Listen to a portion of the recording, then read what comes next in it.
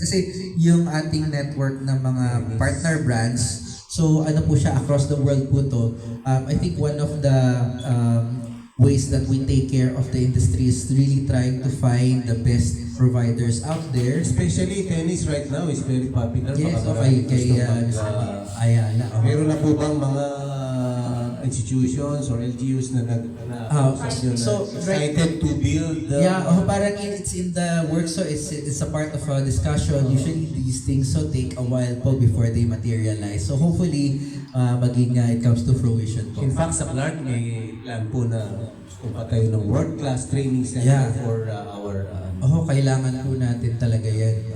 Yeah. sige po. Is this also applicable to yung Finnish venues? Baka hindi naging madetalye.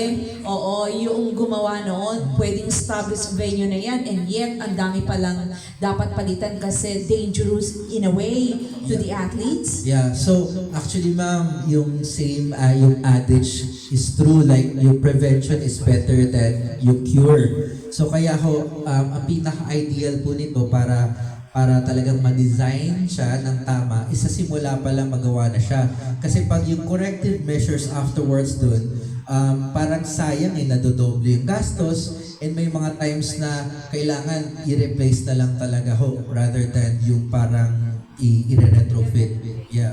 Next question.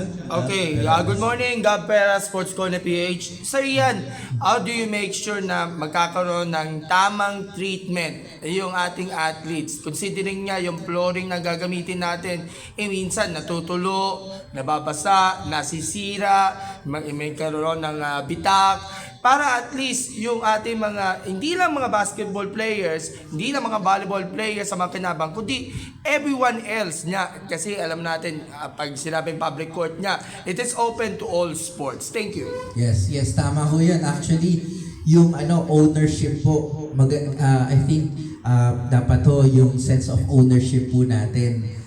I-share natin yan as a community. So hindi lang po yung owners, yung literal na may-ari ng facility, pero tayo rin po as users. Alam niyo po, ikwento ko may malukot minsan na nangyari.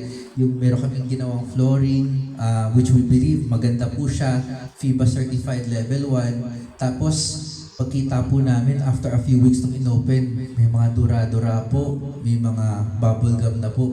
So sayang po talaga. And yung makikinabang po doon ng mga tao, medyo na-deny po sila ng magandang court dahil hindi ko ganong alagaan yon. So sana po ma-increase natin yung kasi I think personally, yung observation ko, may tendency po tayo na di naman sa akin yan. Binigay yan ng school or galing yan sa gobyerno. Bahala sila mag-maintain. Pero actually, it's our responsibility to take care of yung mga communal facilities na to. Yes. Gaano po kamahal na maging ganito ka-safe yung mga facilities natin? Actually within the budget range po kasi nakikita po namin sa PhilJeps yung mga budgets ito. It's something na within our reach. Ang kailangan lang po talaga is yung pag-raise ng awareness. And kaya nga talaga itong opportunity na binigay niyo po sa amin to speak in front of you, talaga pong nagpapasalamat po kami. Kasi gusto sana namin humingi ng tulong sa inyo po as media, as storytellers, para mabigyan po natin ng linaw or liwanag tong hindi ganong napag-uusapan na topic. Kasi ito naman ang kailangan po natin is, I think yung first step is yung awareness na may ganito pala.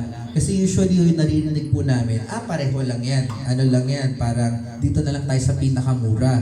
So ang problema ko kasi pag specialized yung mga system, ang daming mga factors na nakalagay dyan, tapos minsan parang nakakahilo na, tingnan na lang natin yung presyo. Tapos alam niyo ma'am, ang dami kami nakita na yung presyo nila parang ang layo sa amin, pero after ilang months natawag sa amin yung kliyente, tapos yun, hindi na daw nagbabounce yung bola, and yun, hindi na siya, walang gusto maglaro doon sa court nila.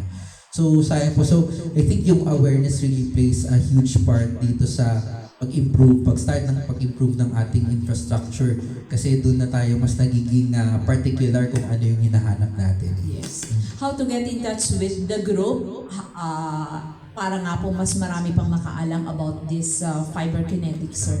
So, meron po kaming Facebook page, Fiber Kinetics, check out nyo po. So, gumagawa po tayo ng content doon to help raise awareness. So, may mga videos po tayo doon. So, and I think po, tingin po namin makatulong po to raise yung awareness and shed some light in mga considerations regarding sa ganitong sports infrastructure.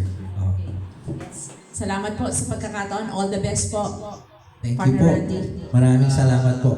Any parting words po Yeah. to invite, maybe yun nga, sabi nyo, to remind everyone to take care of our facilities, be responsible users, owners of our facilities. Yes po. So, first po, thank you po sa itong opportunity na to share itong awareness natin.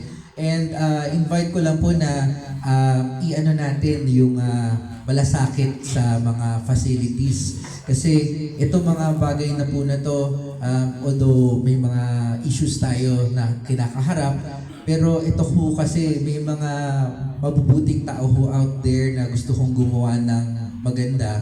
And sayang naman po pag meron tayong magandang court sa simula, di lang natin maalagaan.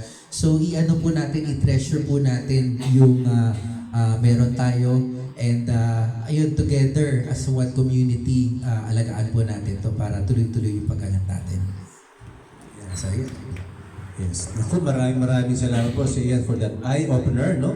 Especially sa ating mga audience and even administrators ng ating mga facilities nationwide. This has been your PSA Sports Forum. Maraming salamat po. At magbabalik po tayo after 2 Tuesdays which will be on October, partner?